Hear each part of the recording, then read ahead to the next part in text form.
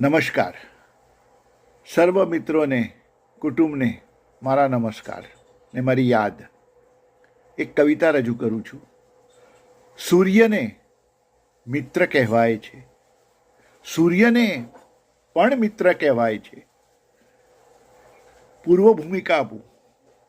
રાત ભલે કાળી હતી, શ્યામલ હતી, બરફની વર્ષા અહીં ભરમાર હતી.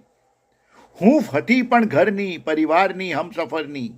રજાઈ શું કેવળ એક કારણ હતી? રવિ ઉગ્યો છે, આજે છે રવિવારનો. આરામની નિંદર પછીની નવચેતના વહેતી હતી. સમય નથી થંભતો કોઈ માટે, ખબર છે.